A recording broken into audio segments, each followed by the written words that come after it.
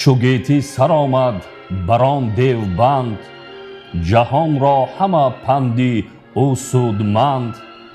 به سوگ اندرون شد دلی هر کسی، نیامد بران روزگاران بسی. گرانمایه جمشید فرزند اوی، کمر بسته و دل پر از پند اوی. برآمد بران تخت فروخ پدر، به رسم کیان بر سرش تاج زر. کمر بسته با فر شاهنشاهی، جهان گشته سر تا سر او را رهی. زمانه برآسوده از داوری، به فرمان او دیو و مرغ و پری. جهان را فزوده بدو آبروی، فروزان شده تخت شاهی بدوی.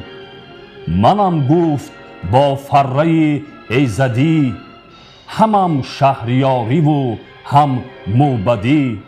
بدان را زیبد دست کوته کنم، روان را سوی روشنی ره کنم. نخست آلت جنگ را دست برد، در نام جستن به گردان سپرد. به فر کیی نرم کرد آهنا، چو خود و زره کرد و چون جوشنا. چو خفتان و چون درع و برگستوان، همه کرد پیدا به روشن روان. بدین اندران سال 50 رنج، ببرد و از این چند بنهاد گنج. دیگر 50 اندیشه جامه کرد، که پوشند هنگام بزم و نبرد. ز کتان و ابریشم و موی قز، قصب کرد و پرمایه دیبا و خز. بیاموختشان ریشتن و تافتن، به تار اندرون پود را بافتن. چو شد بافته شستن و دوختن، گرفتند از او یک سر آموختن. چو این کرده شد سازی دیگر نهاد، زمانه بدو شاد و او نیز شاد. ز هر پیشه انجمن گرد کرد، بدین اندرون نیز 50 خورد. گروهی که کاتوزیان خوانیش، به رسم پرستندگان دانیش. جدا کردشان از میان گروه، پرستنده را جایگه کرد کوه. بدان تا پرستیش بود کارشان، نوان پیش روشن جهاندارشان. صف بر دیگر دست بنشاندند، همه نام نیساریان خواندند.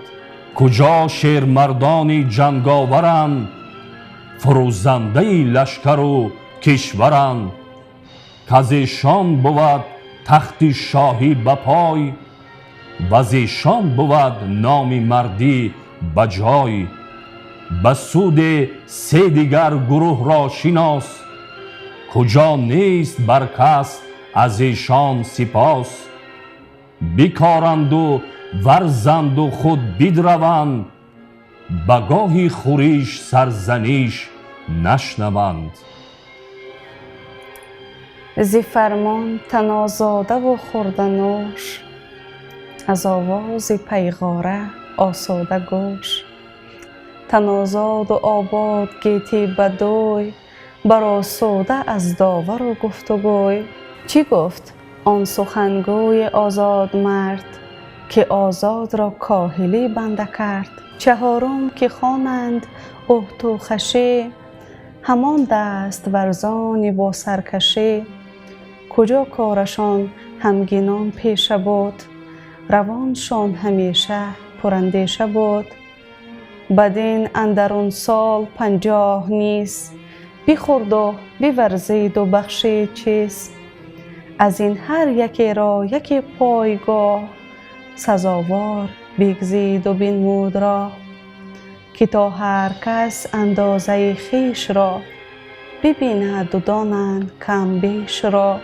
بفرمود پس دیو ناپاک را به آب اندر آمیختن خاک را.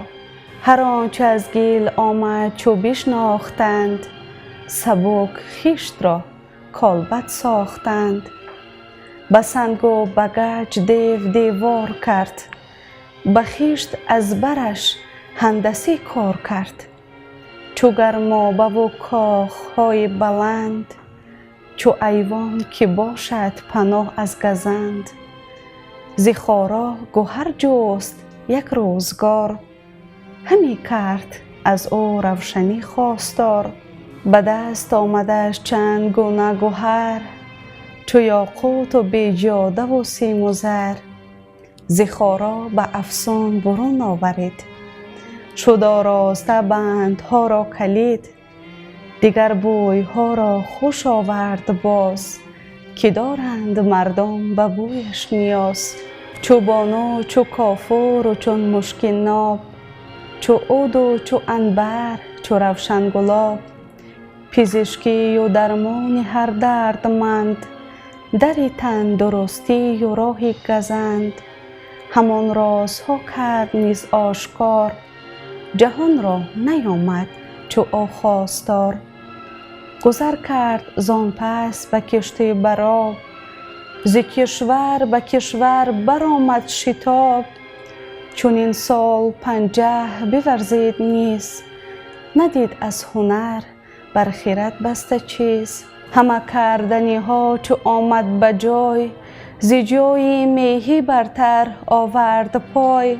به فر کیانی یکی تخت ساخت، چی مایه به دو گوهر اندر نشاخت. که چون خواستی دیو برداشتی، ز هامون به گردون برافراشتی. چو خورشید تابان میانی هوا، نشسته بر او شاه فرمان روا. جهان انجمن شد بر تخت اوی، شگفتی فرو مانده از بخت اوی. به جمشید بر گوهر افشاندند، مر آن روز را روز نو خواندند. سر سال نو هرمز فرودین، برآسوده از رنج تن دل ز کین.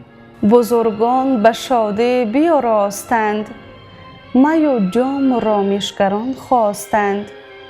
چنین جشن فرخ از آن روزگار، بمانده از آن خسروان یادگار. چنین سال 300 همی رفت کار، ندیدند مرگ اندر آن روزگار. ز رنج و ز بدشان نبود آگهی، میان بسته دیوان بسان رهی. به فرمان مردم نهاده دو گوش، ز رامش جهان بود پر آواز نوش. چنین تا برآمد به این سالیان، همی تافت ز شاه فر کیان. چو چندی برآمد بر این روزگار، ندیدند جز خوبی از شهریار. جهان سر به سر گشته او را رهی، نشسته جهاندار با فرهی. یکایک به تخت مهی بنگرید، به گیتی جز از خویشتن کس ندید. منی کرد آن شاه یزدان شناس، ز یزدان بپیچید و شد ناسپاس.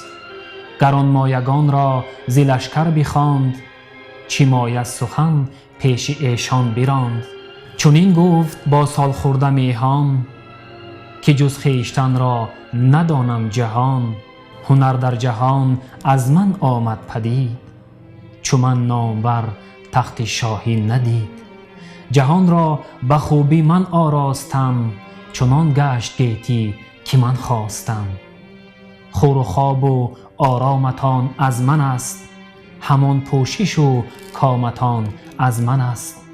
بزرگی و دیهیم و شاهی مراست، کی گوید جز من کسی پادشاست.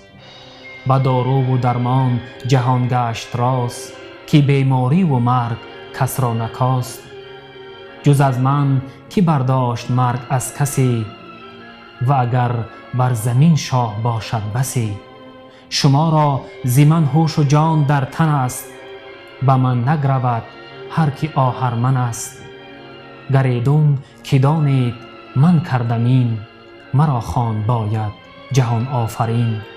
همه موبدان سرفکنده نگون، چرا کس نیاریست گفتن نه چون. چو این گفته شد فر یزدان از اوی، بگشت و جهان شد پر از گفت و گوی. هر آن کس ز درگاه برداشت روی، نماندی به پیشش یک نامجوی. 23 سال از در بارگاه، پراکنده گشتند یک سر سپاه. منی چون بپیوست با کردگار، شکست اندر آورد و برگشت کار. چی گفت آن سخنگوی با فر و هوش، چو خسرو شوی بندگی را بکش. به یزدان هر آن کس که شد ناسپاس، به دلش اندر آید ز هر سو هراس. به جمشید بر تیرگون گشت روز، همی کاست آن فری گیتی فروز.